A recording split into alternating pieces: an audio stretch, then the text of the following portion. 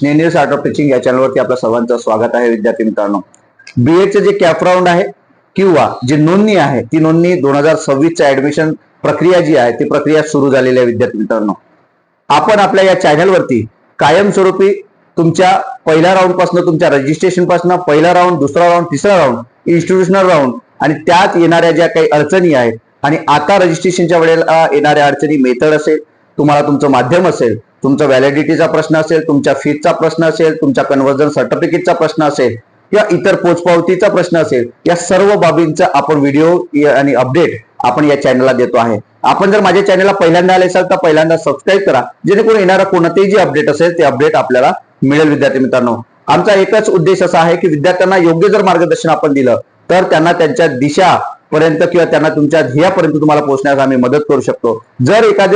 जर तुमचं चुकलं तर तुमचा प्रवेश मात्र रद्द होऊ शकते. कारण अर्धवट नॉलेज एकट्या कॅफेवाल्याला असलं तर त्याने जर एखादं सिलेक्ट केलं तर त्या गोष्टी आपल्यासाठी अत्यंत चुकीच्या आणि भयावह असणार आहे आणि वंचित ठेवण्यासाठी जबाबदार असणार आहे. त्यासाठी मोफत मार्गदर्शन करण्याचं काम आम्ही या चॅनलच्या माध्यमातून करू इच्छितो.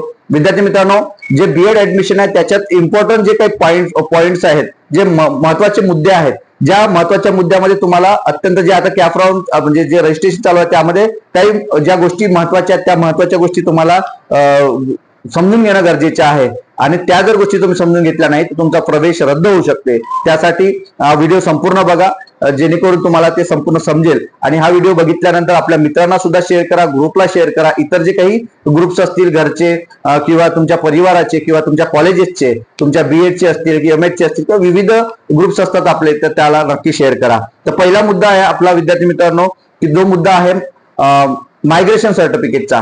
तर मायग्रेशन सर्टिफिकेट कोणाला लागतंय? मायग्रेशन सर्टिफिकेट हे सुद्धा असणं गरजेचं आहे. एखादा विद्यार्थी आपलं स्वतःचं बीएचं विद्यापीठ किंवा एखादा बीकॉमचं विद्यापीठ, डिग्रीचं विद्यापीठ सोडून जर दुसऱ्या विद्यापीठामध्ये जर बीएड करत असेल तर त्याला नक्कीच मायग्रेशन सर्टिफिकेट पाहिजे. मग मायग्रेशन सर्टिफिकेट तुम्हाला आताच पाहिजे का रजिस्ट्रेशनच्या वेळेला? कॅप राऊंडच्या अजिबात नाही. ज्या वेळेला तुमचा नंबर लागतो एखाद्या कॉलेजला आणि कॉलेजला नंबर लागल्यानंतर तुम्ही प्रवेशासाठी ज्या ठिकाणी जाता त्यावेळेला तुमचा नंबर त्या ठिकाणी लागल्यानंतर तुम्हाला मायग्रेशन सर्टिफिकेट पाहिजे. मग त्याच्या पूर्वीच आपल्याकडे जो वेळ मिळते त्या वेळामध्ये तुम्हाला तो मायग्रेशन सर्टिफिकेट तुम्हाला काढून घेता येते. मायग्रेशन सर्टिफिकेट कुठे मिळेल? विद्यापीठामध्ये तुम्हाला परीक्षा मंडळ असेल किंवा विद्यापीठामध्ये एखादं ऑफिस आहे त्या विद्यापीठामध्ये तुम्ही जर गेलं तर तुम्हाला मायग्रेशन सर्टिफिकेटचा फॉर्म मिळतो, त्याची काहीतरी फीस भरावं लागतं आणि त्यानंतर तुम्हाला ते मायग्रेशन सर्टिफिकेट 7 दिवसात तुम्हाला ते देतात. दुसरा मुद्दा आहे व्हॅलिडिटी. व्हॅलिडिटीचा मुद्दा सुद्धा आहे जो पोचपावतीचा आहे. पोचपावतीचा सुद्धा मुद्दा दोन्ही गोष्टीसाठी स्पेशल व्हिडिओ बनवतो आहे की पोचपावतीवर कुणाला प्रवेश मिळणार आहे, कुणाला नाही, 6 महिन्याची मुदत कुणाला मिळालेली आहे. म्हणजे व्हॅलिडिटी सुद्धा अत्यंत महत्वाची आहे. जर तुमच्याकडे व्हॅलिडिटी नसेल तर तुम्हाला प्रवेश मिळत नाही, तुमचा प्रवेश रद्द केला जातो. पण त्या राऊंडच्या वेळेला पोचपावतीवर तुम्हाला प्रवेश मिळतो. नंतर तुमची मेथड सुद्धा महत्वाची आहे. जर तुम्ही ज्या वेळेला तुमचं मेथड, कारण तुम्ही ज्या वेळेला शिक्षक बनता, सीटीईटी, टीईटी तुम्ही देत असता किंवा 9वी, 10वी, 11वी, 12वी साठी तुम्ही शिक्षक बनू इच्छिता बीएड झाल्यानंतर, तर तुमचे ज्या ग्रॅज्युएशनच्या ज्या काही ग्रॅज्युएशनचे जे काही स्पेशल सब्जेक्ट असते तेच सब्जेक्ट तुमच्या त्या याला मेथडला टाकावं लागते. आणि नंतर तुम्हाला म्हणजे फर्स्ट मेथड आणि सेकंड मेथड ह्या दोन्ही गोष्टी महत्वाच्या असते. तर फर्स्ट मेथड मध्ये तुमचं जे काही स्पेशल सब्जेक्ट असते ते टाकावं लागते. ते जर तुम्ही चुकी जर केली तर तुम्हाला मेथड चुकल्यानंतर कॉलेजमध्ये जर ती मेथड नसेल तर तुमचं ऍडमिशन रद्द होते. हे सुद्धा समजून घेणं गरजेचं आहे. त्याच्यासाठी सुद्धा स्पेशल व्हिडिओ मी बनवणार आहे आणि तेच उद्या परवा तुम्हाला ते व्हिडिओ मिळेल. विद्यार्थी मित्रांनो, की मेथड काय आहे. नंतर मीडियम, माध्यम कोणतं टाकायचं आहे तुम्हाला, इंग्लिश मीडियम की मराठी मीडियम.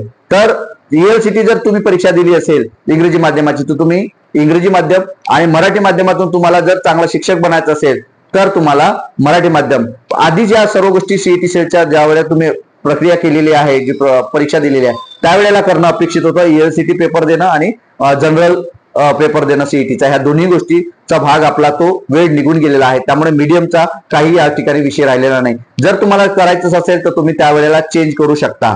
नंतर विद्यार्थी मित्रांनो, सोशल सायन्सचे विषय असतील, हिस्ट्री विषय असेल किंवा इतर जे विषय असतील, सायकोलॉजी, हे सर्व सोशल सायन्स मध्ये विषय जात असतात. त्यामुळे सोशल सायन्सचा जे पार्ट आहेत ते तिन्ही पार्ट लक्षात घ्यायचे आहे. एक भाषा विषयाचा पार्ट असतो, दुसरा टेक्निकलचा पार्ट असतो म्हणजे सायन्सशी रिलेटेड, आणि तिसरा सामाजिक विषयाचा. म्हणजे तिन्ही जे मेथडच्या संदर्भात किंवा विषया संदर्भात निवड जर करायची असेल तर हे 3 गोष्टी लक्षात ठेवायचं. एक भाषा म्हणजे आपल्याकडे कोणत्या भाषा आहेत, हिंदी, मराठी, इंग्रजी आणि संस्कृत या 3 भाषेचा आपण विचार करतो आहे. नंतर सायन्सचा विचार केला तर आपण इतर सर्व सायन्स फॅकल्टीचे जे काय physics, chemistry, math, IT, computer, engineer हे सर्व कुठे येत असतात, हे सायन्स मध्ये येत असतात. आणि सामाजिक शास्त्रामध्ये इतिहास, भूगोल, सायकोलॉजी, पॉलिटिकल सायन्स, सिव्हिक्स हे ज्या काही गोष्टी आहेत त्या सामाजिक शास्त्रामध्ये येत असतात. म्हणजे विषयाची निवड करण्याच्या संदर्भात सुद्धा आपण काय करतोय, स्पेशल व्हिडिओ तुमच्यासाठी बनवतोय. मग हे सुद्धा कॅप राऊंड किंवा नोंदणी करताना विचार करणं गरजेचं आहे. हे सुद्धा महत्वाचं पॉइंट आहे विद्यार्थी मित्रांनो.